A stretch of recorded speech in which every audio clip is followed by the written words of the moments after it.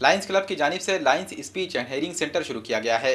जिला कलेक्टर अरुण डोंगरे के हाथों इस सेंटर का इफ्तिताह अमल में आया। मशीनी दौर में लोग बहरेपन की बीमारी का शिकार हो रहे हैं। इसको रोकने के लिए बचपन में ही कानों की जांच जरूरी है, जिससे इस बीमारी में कमी होगी। इसी के पेश नज़र लायंस क्लब की जानिब से इस सेंटर का क़याम अमल में आया। इंतहाई मामूली कीमत में माहिर डॉक्टर्स की निगरानी में जाँच की जाएगी। इससे इस्तेफादा करने की अपील लायंस क्लब की जानिब से की गई है।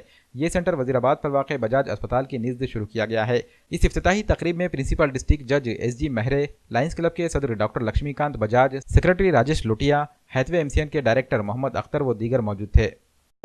आज लायंस स्पीच अँड हिअरिंग सेंटरचं उद्घाटन आहे कलेक्टर सरांच्या हातात। यामागचा उद्देश असा आहे की लहान बाळामध्ये बहिरेपणा हा खूप कॉमन आजार आहे, ज्याच्यामुळे त्याची पूर्ण डिसॅबिलिटी होते, म्हणजे मूकबधिरता येते।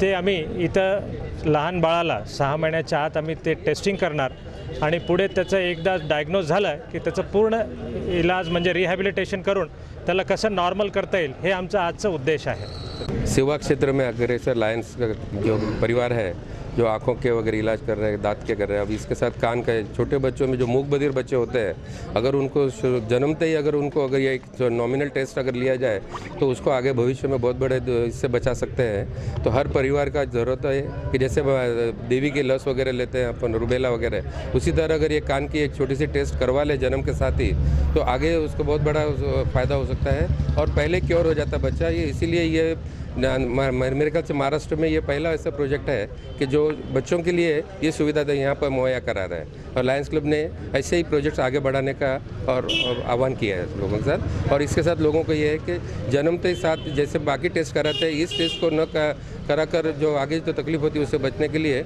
एक छोटा सा ये प्रयोग करने के वजह से बहुत बड़े इससे बच सकते हैं।